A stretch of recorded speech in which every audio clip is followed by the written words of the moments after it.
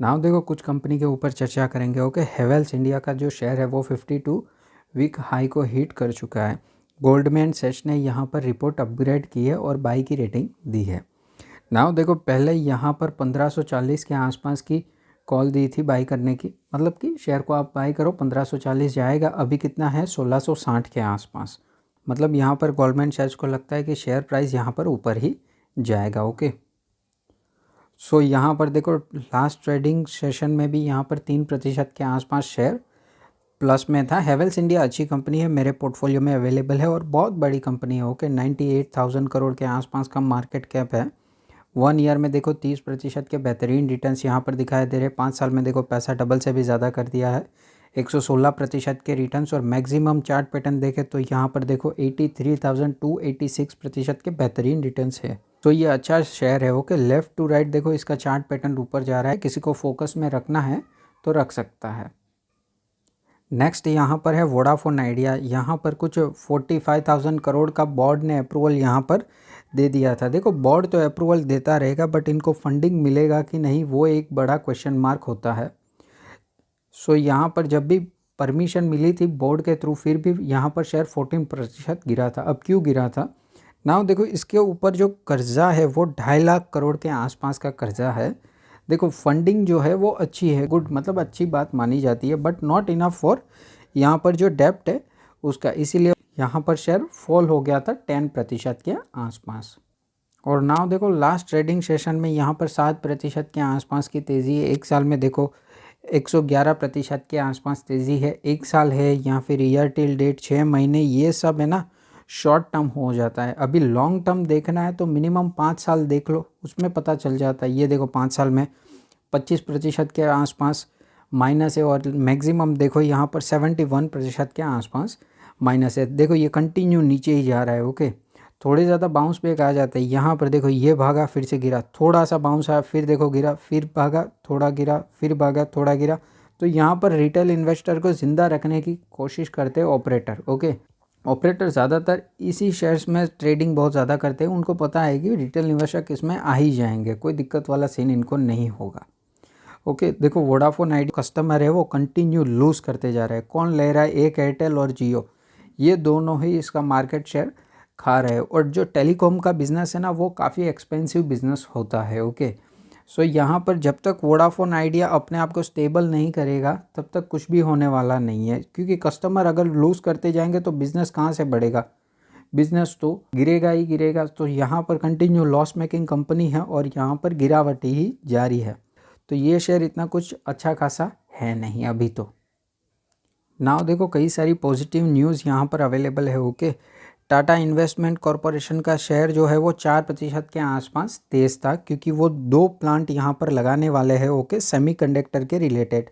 अभी देखो सेमीकंडक्टर की डिमांड जो है ना वो बहुत ज़्यादा है। कोई भी आप इलेक्ट्रॉनिक आइटम ले लो उसमें सेमीकंडक्टर लगता ही लगता है, और ज़्यादातर ईवी इलेक्ट्रिक व्हीकल के थ्रू भी ये बहुत ज़्यादा सेमीकंडक्टर पॉपुलर हो रहा है। ओके, तो यहाँ पर 2 प्लांट लगाने वाले हैं। ओके, जो एक प्लांट गुजरात में लगेगा और सेकंड जो प्लान है वो आसाम में लगने वाला है।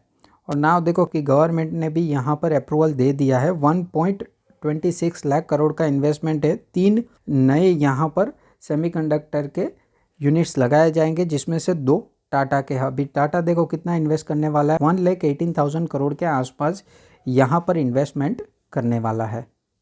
सो सेमीकंडक्टर का कोई भी बिजनेस टाटा का यहाँ पर सेपरेटली नहीं है लिस्ट, इसके लिए टाटा इन्वेस्टमेंट को यहाँ पर फ़ायदा मिलेगा। देखो 10% के आसपास लास्ट ट्रेडिंग सेशन में भागा था। एक साल में देखो यहाँ पर लगभग 300% के रिटर्न्स है। 5 साल में देखो 857% के रिटर्न्स है और मैक्सिमम देखो यहाँ पर 10,945% के बेहतरीन रिटर्न्स अवेलेबल है। नेक्स्ट कंपनी है यहाँ पर रिलायंस इंडस्ट्री। रिलायंस और डिज्नी की जो डील है वो ऑलमोस्ट पक्की हो चुकी है और नीता अंबानी जी इसको हैंडल करेंगे। ओके, अभी इस डील का फ़ायदा किसको मिलेगा? यहाँ पर रिलायंस को ज़्यादातर मिलेगा, क्योंकि कोई एंटरटेनमेंट का इनका सेपरेटली लिस्ट नहीं है। ओके, नाउ देखो लास्ट ट्रेडिंग सेशन में यहाँ पर 2% के आसपास रिलायंस तेज़ था।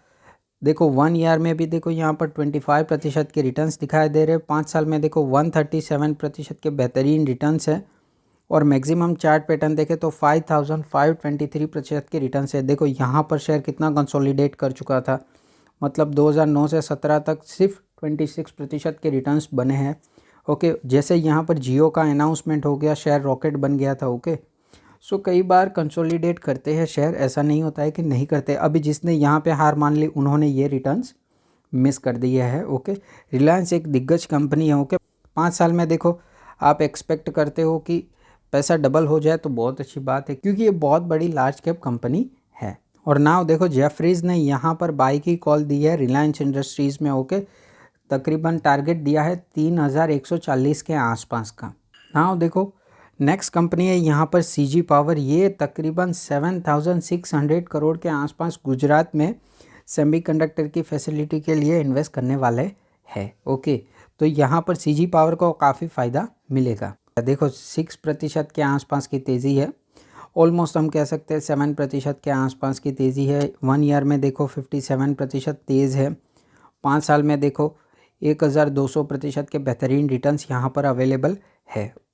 ट्यूब इन्वेस्टमेंट इंडिया को भी फ़ायदा होगा, ये 6.5% के आसपास तेज़ है बिकॉज ऑफ जो सीजी पावर है। ओके, उसमें अगर प्रमोटर होल्डिंग देखे तो यहाँ पर ट्यूब इन्वेस्टमेंट इंडिया का नाम आ जाता है। ओके, 5 साल में देखो 878% के बेहतरीन रिटर्न्स है। ये देखो यहाँ पर प्रमोटर होल्डिंग देखे, ये सीजी पावर की प्रमोटर होल्डिंग है। ओके, यहाँ पर देखो किसका नाम है, ट्यूब इन्वेस्टमेंट ऑफ इंडिया को, यहाँ पर इसीलिए ट्यूब इन्वेस्टमेंट इंडिया को भी फ़ायदा होगा। ओके, नाउ देखो नेक्स्ट कंपनी है यहाँ पर जोमेटो, 1.21% के आसपास तेज़ है। 1 साल में देखो यहाँ पर 212% की तेज़ी है। ओके, और अगर मैक्सिमम चार्ट पैटर्न देखे तो 32% के आसपास यहाँ पर रिटर्न्स बने हैं। पहले ये लॉस मेकिंग कंपनी थी। ओके, बट जैसे प्रॉफिट मेकिंग कंपनी हो गई है अच्छी खासी, तो ये एक अच्छी बात है। जो जोमेटो ने यहाँ पर ब्लिंकिट के साथ डील की थी, सबको ऐसा लगता था कि खुद लॉस मेकिंग है और अनदर लॉस मेकिंग कंपनी इसको खरीद रहे हैं, ये बहुत अच्छी डील नहीं है, मतलब बहुत बुरी डील है, ऐसे सबका मानना था। लेकिन यहाँ पर जिस हिसाब से ब्लिंकिट ने तेज़ी दिखाई है, मतलब कि बिज़नेस के अंदर, तो उसका फ़ायदा जोमेटो को यहाँ पर हुआ है।